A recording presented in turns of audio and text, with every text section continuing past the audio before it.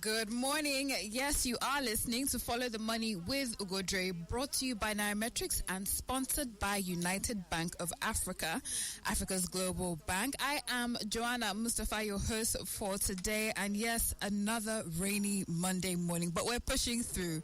But yes, Monday morning, and we're talking about, making money. Well, how did Rema put it? Anyway, making money or losing money. Either way, we are following the money on the markets and, of course, the stories that are driving those moves. Last week was quite interesting. We had inflation data come through. Did attempt to drag the markets into the red, but gains made before Wednesday. There is Monday gains, Tuesday gains, and we have Aradel to thank for that. They were strong enough to lift the markets and kept it in the green. All in all, for the week, of course, I said again, Aradel does take the applause for, quite a bit of that gain last week, right, for the first 2 days of its debut. Inflation rose for the first time in 3 months to 32.7%. All thanks to petrol price hike. And of course, in the trading week, if you put it together, we saw that the market was up by 0.47%. The trading week that ended Friday, October 18th. Equities market rose by 0.47%, 47 basis points, evidently not allowing inflation drag it down. So some resilience there in the markets. Consumer goods stocks, industrial stocks, oil and gas stocks caught investors' eye on the market, and that's 3 out of 5 sectors that we tracked were in the green. The consumer goods again index was up 1.42%, followed by oil and gas, and industrial, which gained 1.08 and 0.04% week on week respectively. Banking and insurance stocks, though, saw more profit taken. They closed in the red for the week. Banking index declined by 0.51%. So, I don't know, I guess investors taking profits. And let's see whether or not Q3 earnings is able to, bring back, the banking stocks that are bigger and, investor interest in those stocks. Insurance index was also down 1.25% week on week. Most of last week, Aradel took the spotlight. Yes, it made its debut. It's a newbie stock. A lot of activity on the stock. Up, down, up, down. I think that's what we saw. But yes, it did, take most of the spotlight last week for good and maybe not so good reasons. But it was more than welcome on the local bourse. It added 3.05 billion to the market capitalization. Definitely a good trigger for the markets. That's a 5.95% increase week on week. The market capitalization, of course, ended at 59.43 trillion. So we're not so far from 60 trillion. There's a lot of excitement as to where the total market cap will go, especially Q1 next year. A lot of listings. I wouldn't say a lot of listings, but most notably, Dangote Refinery is set to be listed Q1 2025, and that will also provide more boost to total market capitalization. So I guess we're getting there, and we hope to see more activities. Transpower was a top gainer last week. It gained 19%. We know that they came out with their earning results, 9-month earning results, and we're going to get into that much later when we get to some of the company news driving the markets. Meteor as well. We know that last week it was a top gainer, and I think it gained about the same 19%. It also gained 19%. So, Transpower, Meteor tying as top gainers for last week. I think it's interesting to see what's happening with Meteor. Again, we do await their Q3 results and see whether, that rally continues and whether they continue to drive investors' interest with that fundamentals matching up. But all in all, good news for Meteor. Dangote Sugar as well, up 13%.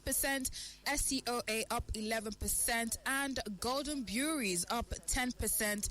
Those were some of the top shots last week on the equity markets that did catch the eye of investors and emerged top gainers. Triple G, Regal Insurance, Caverton, ABC Transport, Vitafoam, they were the top losers in the markets. Regal Insurance down 15%. Triple G 15% down. Caverton as well down 9%. ABC Transport down 9%. Vitafoam as well down 9%. Those are your top losers for last week. Let's see if they do make the rebound this week. The NGX All Share Index closed the week higher at 98,070.28 points. We are getting too close to comfort to that 97 region.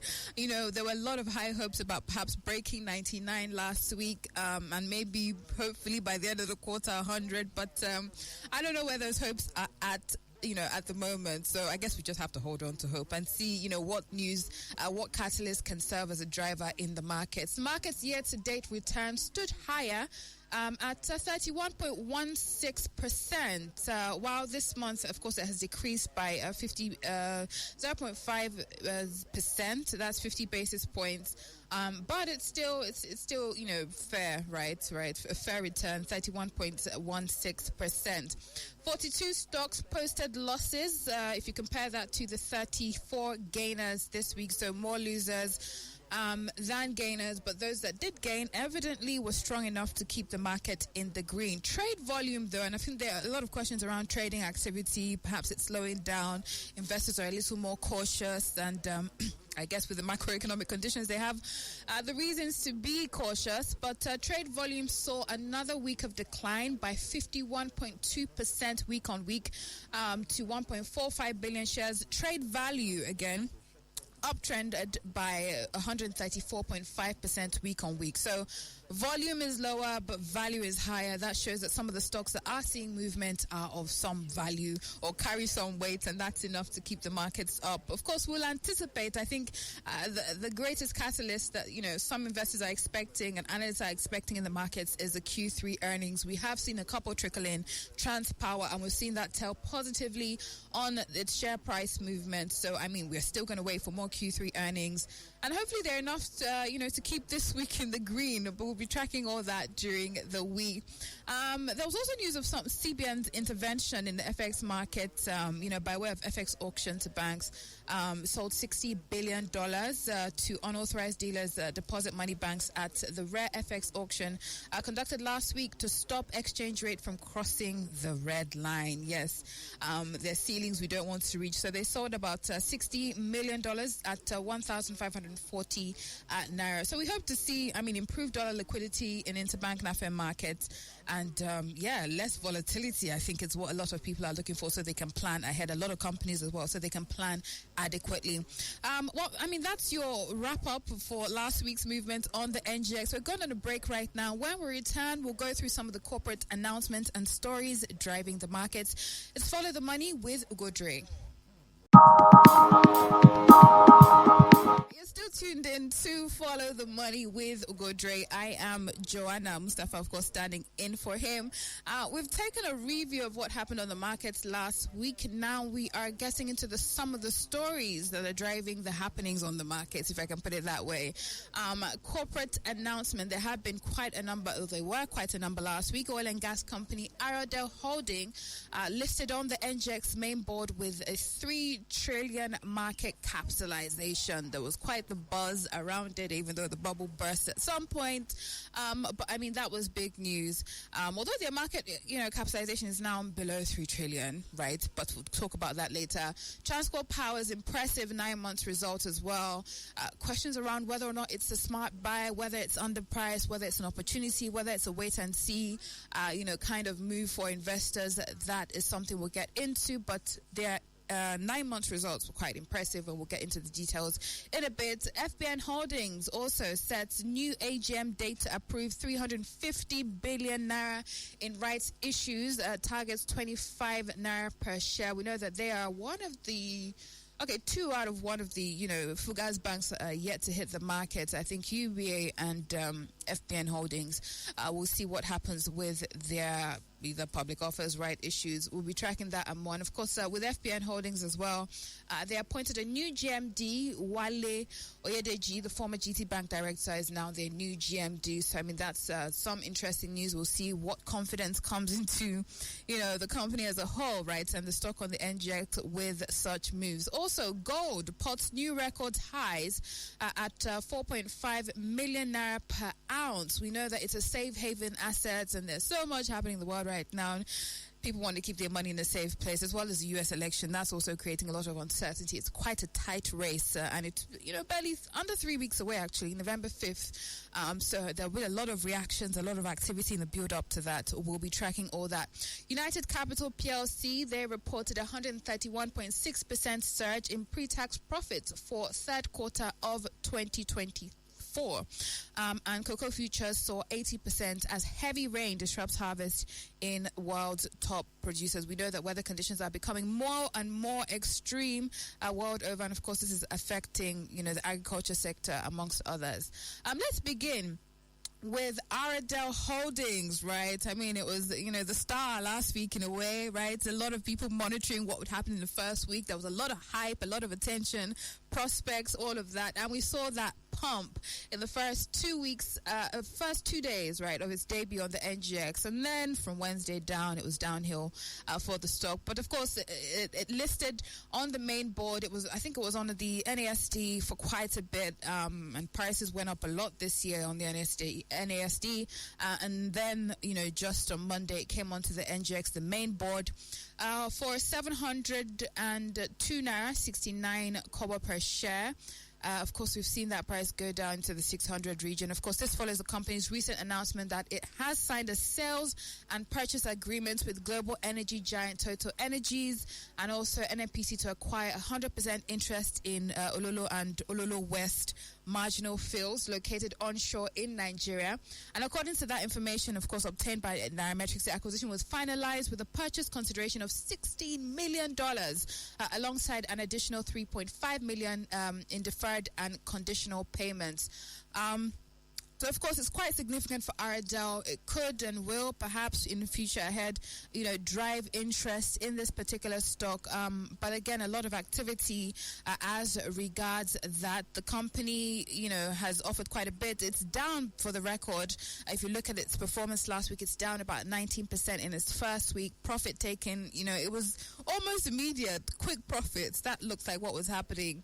But market capitalization of that stock is now at 2.72 trillion. And yes, significant. Well, it's still significant when you look at the whole NGX market capitalization. It accounts for 4.5% of the NGX market cap. So, I mean, it's still a major player. It's still a stock worth over $1 trillion. And it will be interesting to see how activities pan out this week for that particular stock. Something we'll be keeping our eyes on. Also, I mean, something driving activity on the NGX last week was Transcorp Power's earning results that came out, and of course we saw it emerge as a top gainer last week as a result. Impressive 9 months earnings. Of course, it's an established key player in Nigeria's power sector. It has consistently so far delivered strong financial results, and of course that's just reflective of their strategy and how they're able to manage their operations. It reported an impressive 198% year-on-year growth in pre-tax profit for the first 9 months of this year. I mean, that's quite a lot, and it shows obviously that was driven by robust revenue growth.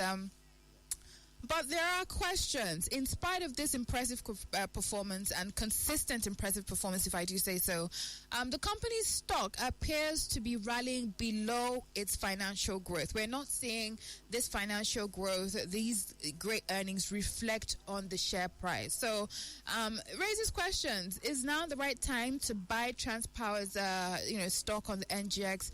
If we look at what has happened since its introduction earlier this year, I think it was March 4th, the stock experienced an impressive 42% year-to-date gain by the end of Q1 2024. But we have seen, as of close of trade, October 14th, the stock's year-to-date gain has decreased by 14.28%. So what's happening here? It's not as if there was anything in particular, poor earnings or whatever, that drove the stock down.